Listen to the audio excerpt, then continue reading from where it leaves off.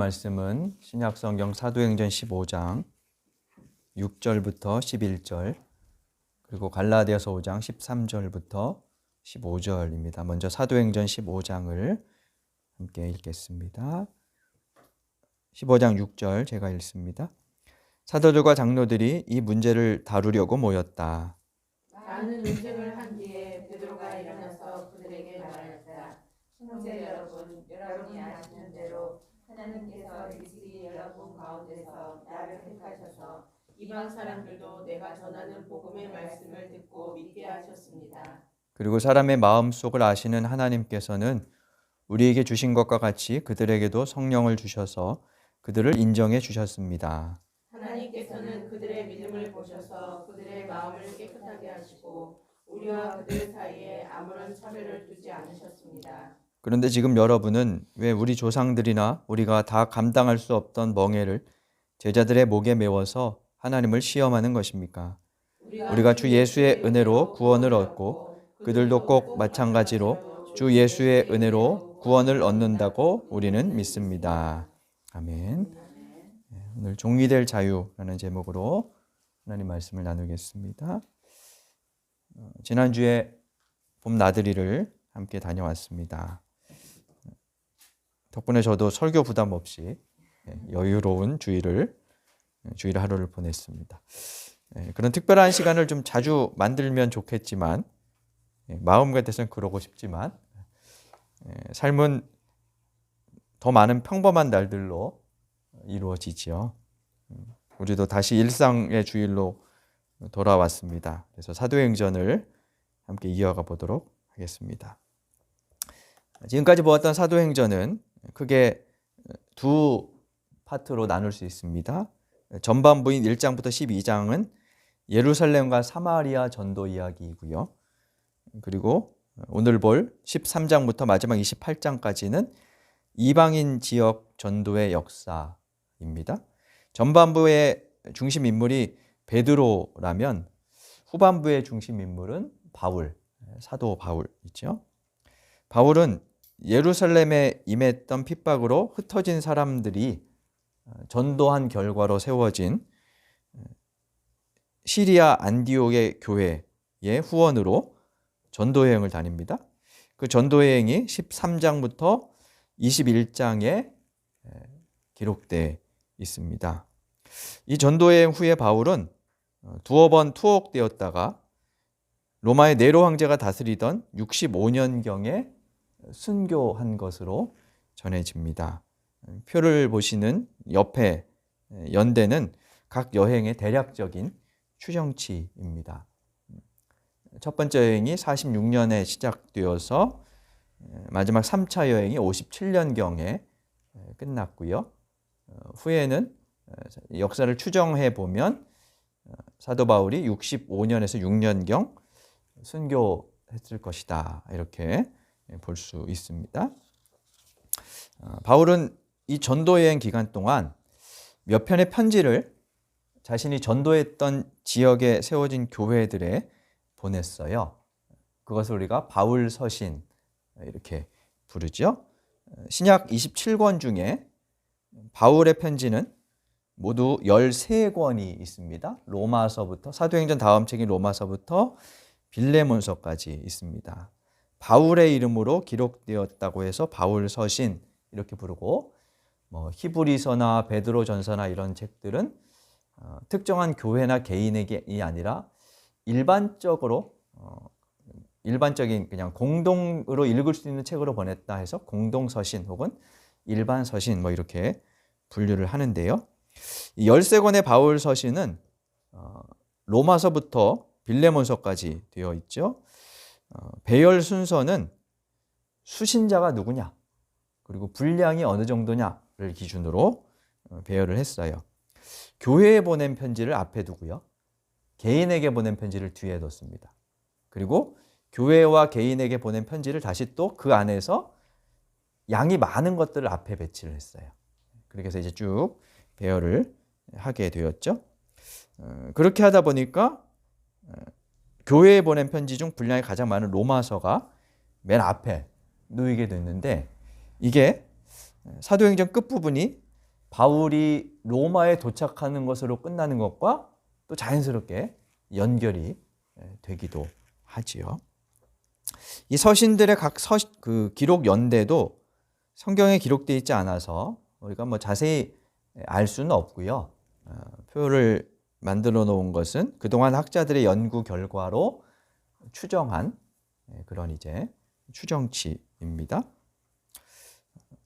가장 먼저 2차 전도 여행 기간 중에 고린도에 한 1년 반 정도 머물렀는데 그때 데살로니가 전서와 후서를 기록했을 것이다 라고 많은 학자들이 이야기를 합니다. 그러니까 바울이 쓴 편지 중에 가장 먼저 쓴 것은 데살로니가 전서인 셈이죠.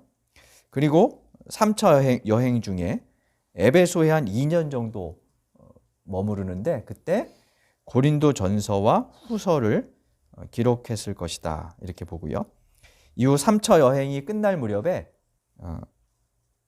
그 예루살렘으로 돌아가면서 고린도에 들러요. 그 고린도에서 로마서를 썼을 것이다 이렇게 추정을 또 합니다. 그리고 60년대 초반 감옥에서 어디 감옥이었는지 정확하게 알 수 없지만 아마도 감옥에 갇혀 있는 동안 4권의 서신들 에베소서, 빌립보서, 골로새서, 빌레몬서를 썼을 것으로 봅니다. 이 4권을 그래서 옥중서신 뭐 이렇게 부르죠. 그리고 60년대 중반 그러니까 순교되기 전에 그러니까 마지막에 목회 후배들이었던 디모데와 디도에게 보낸 편지가 디모데 전서와 후서, 디도서입니다. 그래서 디모데 후서 같은 것을 보면 내가 떠날 때가 가까웠다 뭐 이런 이야기를 하는 것을 우리가 확인해 볼 수 있습니다. 대략 이렇게 이제 연대를 추정해 볼 수 있고요. 네, 제가 파란 글씨로 2차와 3차 여행 사이에 갈라디아서를 써놨는데요. 학자들에 따라서 갈라디아서를 데살로니가 전서보다 먼저 기록했다는 그 주장하는 입장이 있고 2차 여행 중간에 데살로니가 전서보다 늦게 써서 보냈다라고 주장하는 사람들이 있어요. 그래서 뭐가 옳다 하는 것은 모르니까 연대가 그렇게 우리에게 중요한 것은 아니지만 제가 이것을 좀 써드린 이유는 우리가 사도행전과 연계해서 이 서신서들을 좀 보려고 하기 때문입니다. 물론 서신서에는 사도행전의 배경이 직접 이렇게 기록되어 있진 않아요. 대충 이제 사도행전과 연결해서 읽어보면 우리가 이런 역사들이 있었겠구나라고 조금 더 입체적으로 내용을 볼 수 있다고 생각되어서 그렇게 좀 다루려고 하고요. 우리가 주중에 사도행전 18장까지 이제 따라 읽으셨을 텐데요. 2차 전도행이 끝나는 시점이죠. 그래서 이제 오늘은 갈라디아서를 보고 다음 주에는 2차 전도여행 중에 기록한 최초의 편지인 데살로니가 전서와 후서를 읽고 또 관련된 말씀을 함께 나눠보려고 합니다. 오늘은 사도행전 15장 예루살렘 사도회의의 주제와 연관된 내용인 갈라디아서를 함께 살펴보겠습니다. 유대인 제자들을 중심으로 초대교회가 시작되었어요. 여러 번 말씀드렸지만 초대교회 제자들은 대부분 유대인들이었습니다. 유대교를 배경으로 하는 그들에게서 시작된 복음은 성령의 주도 가운데 사마리아인과 이방인에게까지 빠르게 전파돼 갔습니다. 그러면서 한편으로 교회 내에서 몇 가지 문제들이 생겼어요. 사도행전 내에도 기록되어 있지만 그중 하나는 이방인들의 구원 문제였어요. 이게 이제 왜 문제가 되냐 하면 우선 이 문제는 초대교회 때 베드로가 고넬료를 만나는 사도행전 10장의 사건들을 통해서 이방인도 구원받을 수 있구나 하는 것을 이제 이해하게 되었죠. 그건 받아들였지만 두 번째 또 다른 문제가 생겼는데 그건 뭐냐 하면 이방인들이 그냥 그 이방인인 상태로 구원받을 수 있느냐 아니면 유대인이 되어야 구원받을 수 있느냐 이런 문제가 또 생겼어요. 유대인이 되어야 하느냐 하는 쟁점은 왜 생겼냐 하면 유대인들은 아브라함 이후로 하나님의 선택을 받은 약속된 자녀라는 의식이 있었죠. 그 말은 바꿔 말하면 하나님의 구원은 유대인에게만 임한다라는 의식이었어요. 그러니까 구원받은 자녀는 곧 유대인이다. 뒤집어 얘기하면 유대인이어야 구원받을 수 있다. 이런 이제 논리가 성립이 되는 거예요. 그런 관념을 가지고 예수님을 믿게 된 유대인 그리스도인들 가운데 이방인의 구원을 인정하는데 그 이방인도 유대인이 되어야 완전한 구원이 이루어진다라고 생각하는 그런 사람들이 있었어요. 자, 그럼 유대인이 되려면 어떻게 해야 될까요? 예전에 미국의 유명한 가수 마이클 잭슨이 흑인이었는데 피부색을 계속 수술해서 이제 백인으로 이렇게 만들었던 경우가 있죠. 그렇게 유대인들이 자기의 피부색을 바꾸거나 혹은 이방 민족의 피를 전부 뽑아내고 유대인의 피를 수혈받으면 유대인이 되는 걸까요? 아니면 유대인의 국적을 취득하면 유대인이 되는 걸까요? 당시 유대인들이 유대인으로서의 자기 정체성을 확인하는 중요한 증표는 율법을 지키는 것이었어요. 왜냐하면 율법은 하나님께서 유대인들에게만 주신 것이었기 때문입니다. 율법이라는 단어를 국어사전에서 찾아보면 종교적, 도덕적 생활에 관하여 신의 이름으로 규정한 규범이라고 되어 있습니다. 그래서 뭐 이슬람교 같은 데도 율법이 있죠. 어쨌든 유대 율법은 독특한 유대인의 것이다 라는 의식이 있는데요. 이 정의에서 알 수 있는 것처럼 율법에는 두 가지 기능이 있어요. 하나는 윤리, 도덕적인 행위를 규정해 주는 것입니다. 예를 들어서 살인하지 말라, 도둑질하지 말라, 뭐 이런 것들은 윤리적인 규정이죠. 이것은 유대 율법이 아니더라도 그리고 고대나 지금이나 보편타당하게 두루 받아들여지는 내용이죠. 그것은 이제 그냥 보편타당한 일반적인 인류의 상식으로 우리가 지키는 그런 도덕률들이죠. 반면에 유대 율법에는 이런 윤리 기능 외에 분리의 기능도 있었어요. 이 분리의 기능은 뭐냐면 율법을 지킴으로, 율법의 어떤 특정한 내용을 지킴으로 이방인과 자신들을 구별하는 그런 것이었는데 살인 금지나 도둑질 금지 같은 것으로 분리가 될까요? 안 되죠. 마치 기독교인들이 아주 과거에는 이제 술, 담배를 안 하는 것으로 기독교인의 중요한 어떤 징표인 것처럼 이렇게 여기던 시절이 있었습니다. 근데 지금에는 그게 사실 통하지 않아요. 그죠? 이제는 뭐 건강의 이유로 이제 뭐 담배를 피지 않거나 이런 사람들이 뭐 비그리스도인 가운데도 상당히 많기 때문에 그것으로 기독교인의 지표를 삼을 수는 없어요. 그래서 일반적인 이런 윤리 규정으로는 스스로를 분리하는 것은 어렵습니다. 불가능하죠. 그래서 분리 기능으로 강조하는 조항들을 만들어냈어요. 좀 더 세분화시키고 만들어냈는데 예수님 당시의 율법 중에 3분의 2가 이 분리 규정에 관한 것이었다 그래요. 그러니까 율법하면 우리가 윤리와 도덕에 관한 가르침으로 생각을 하지만 실제로는 분리시키는 기능으로서의 기능들이 더 이제 컸다는 거죠. 그 분리 규정 중에 핵심이 세 가지였는데요. 안식일, 그리고 음식법, 할례였습니다.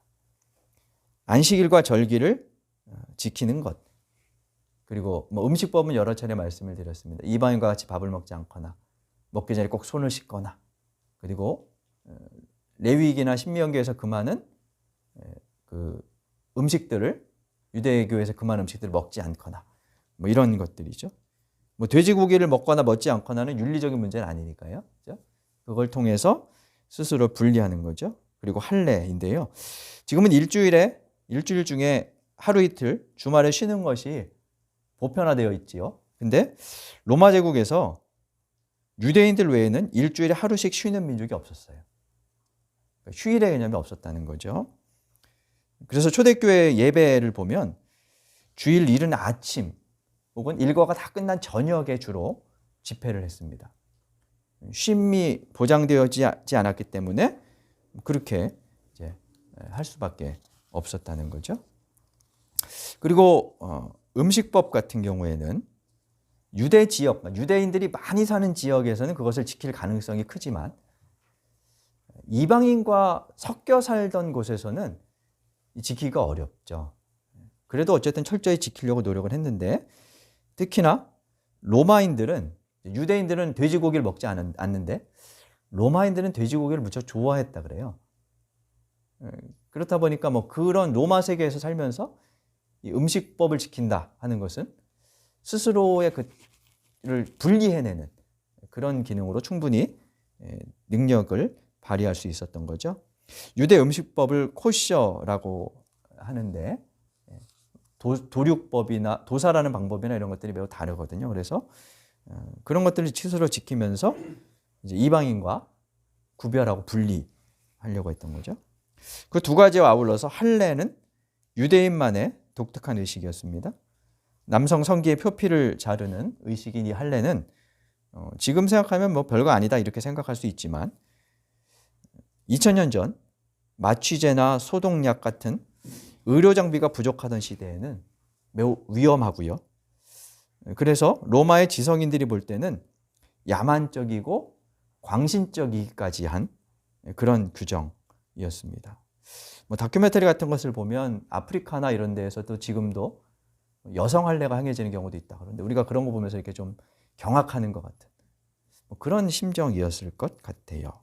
그래서 실제로 유대인들의 족보를 조사해 보면 할례를 받은 수많은 유아들이 병균에 감염돼서 사망했다는 사실을 우리가 발견을 할 수 있습니다. 그럼에도 유대인들이 할례를 고수했던 것은 그것이 하나님의 약속을 받은 백성이라는 자기 정체성을 증명하는 매우 중요한 규정이었기 때문입니다.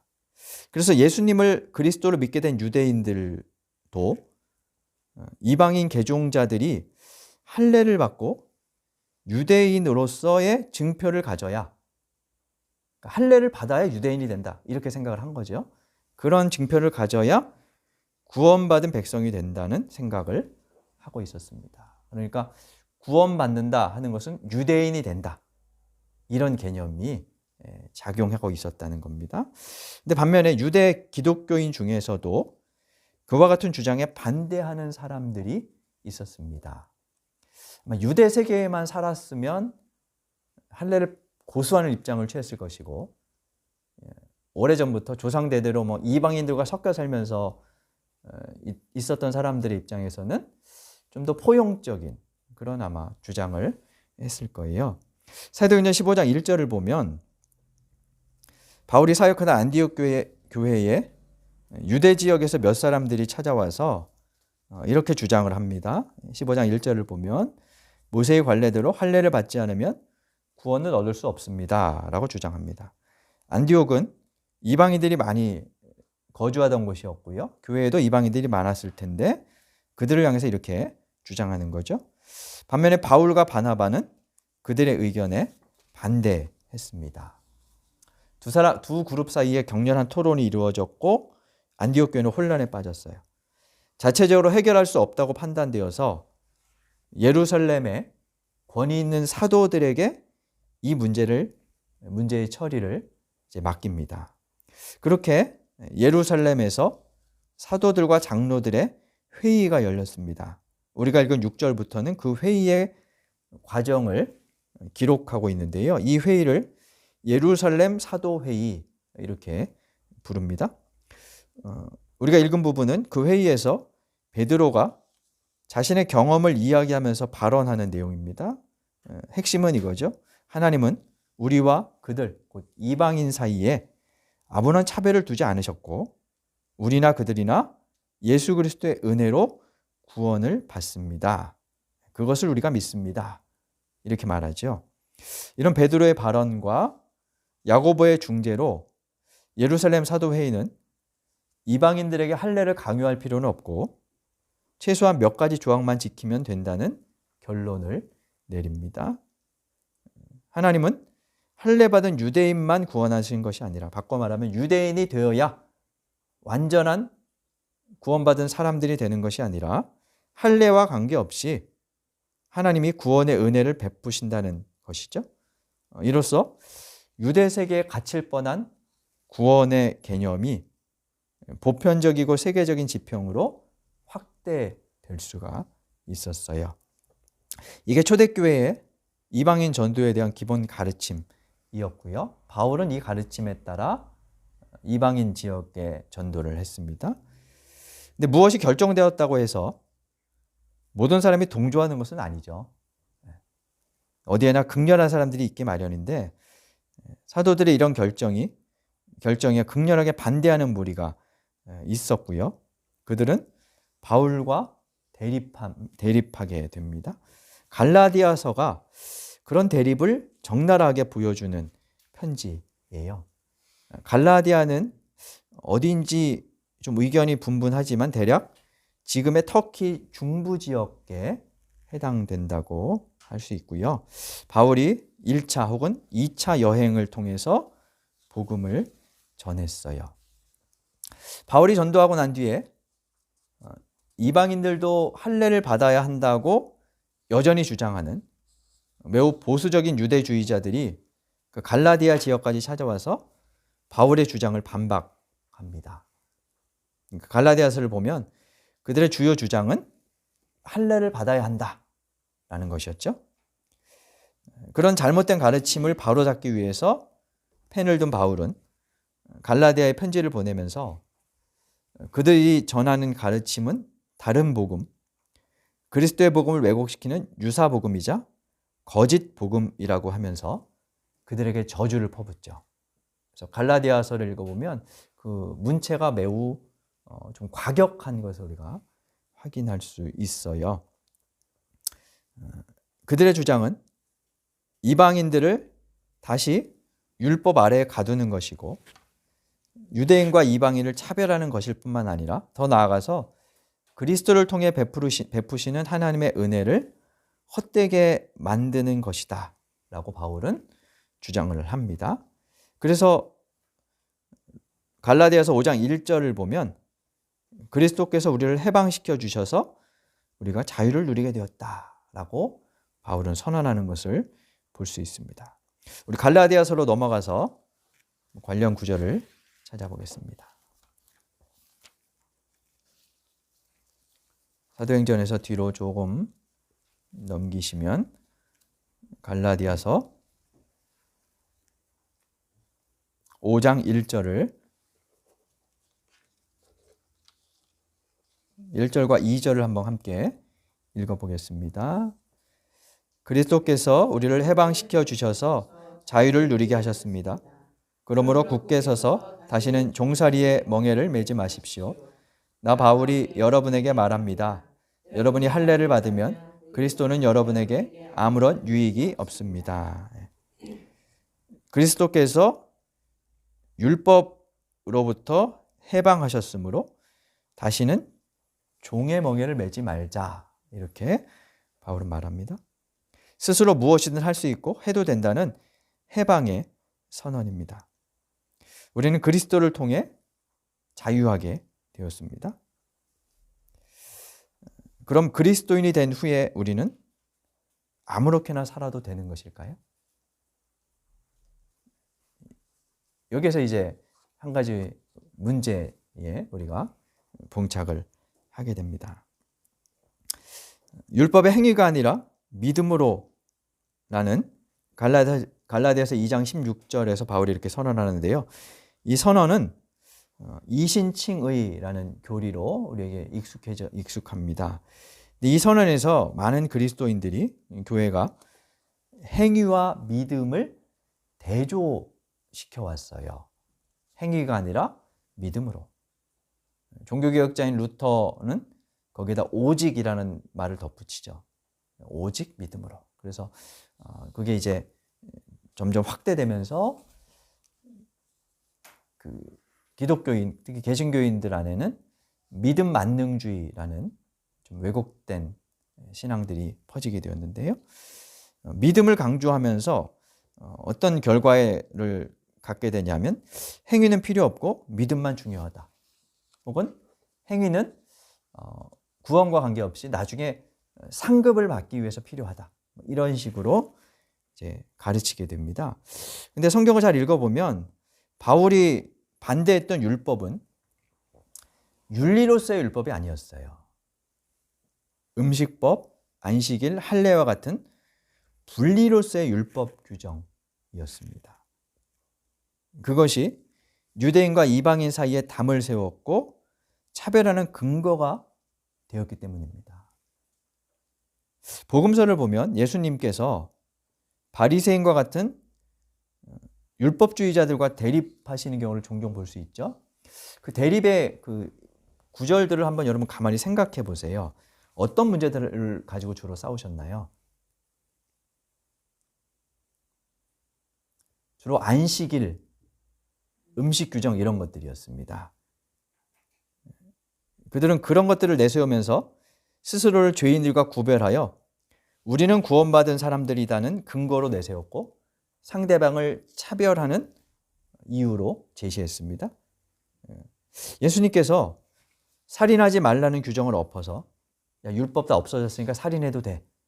뭐 이렇게 말씀하시지 않았습니다.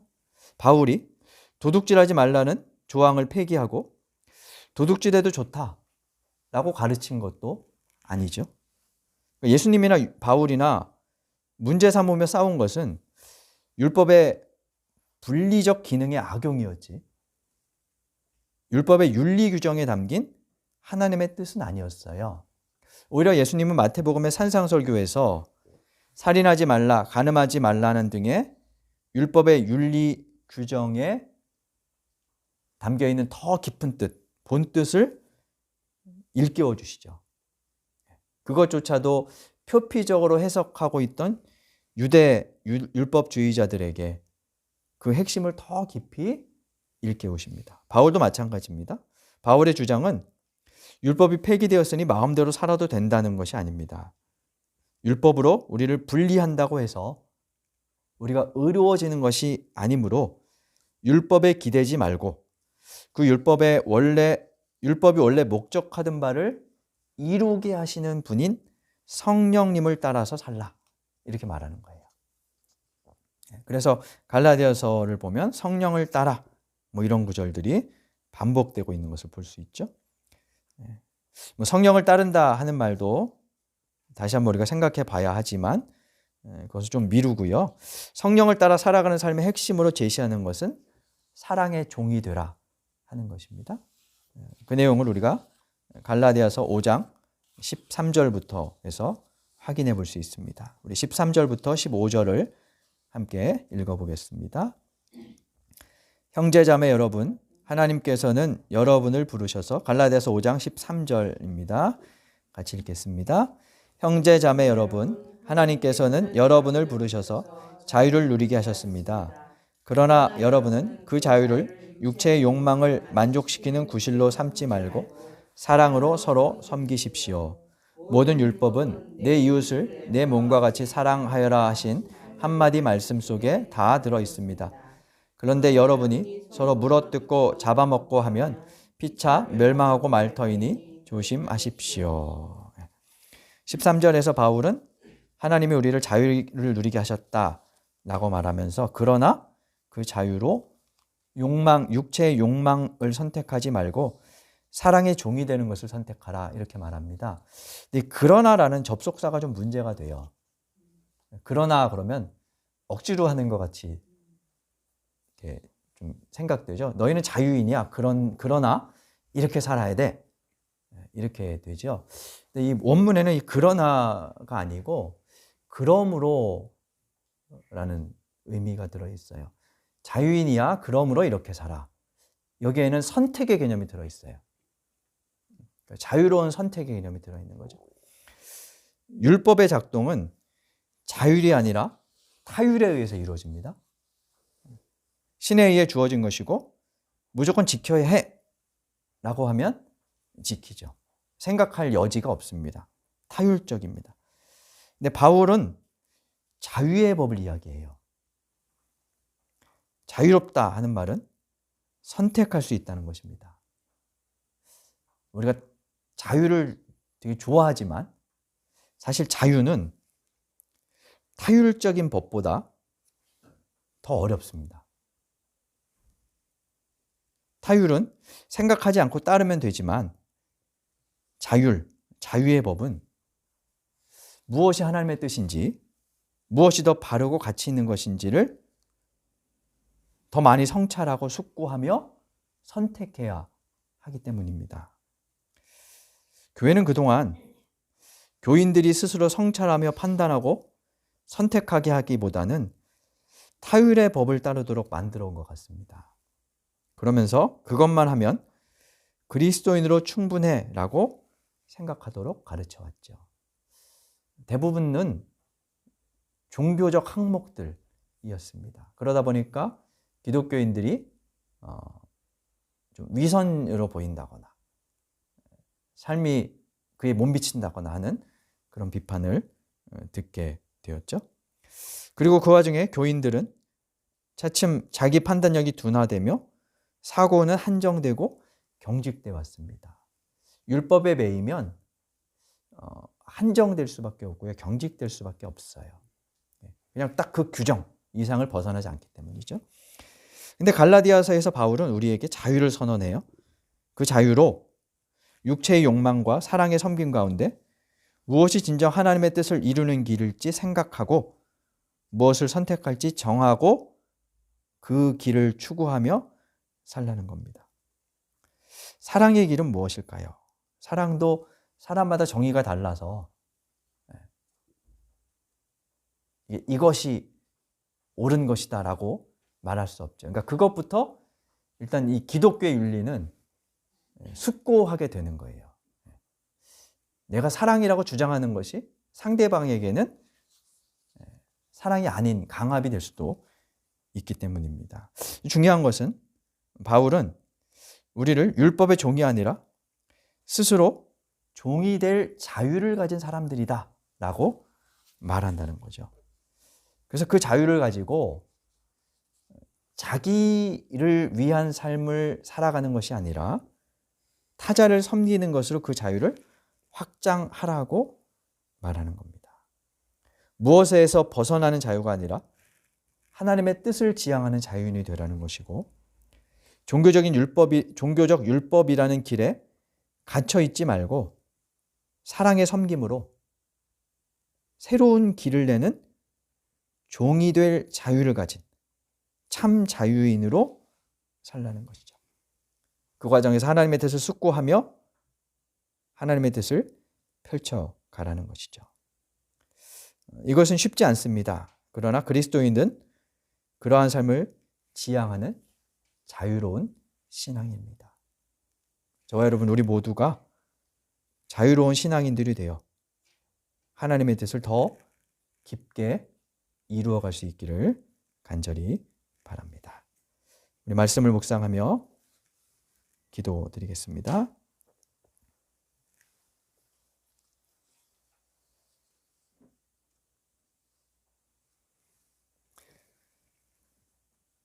하나님, 예수 그리스도를 통해 저희를 죄와 죽음, 율법의 좁은 울타리에서 해방된 자유인으로 살게 하심을 감사합니다.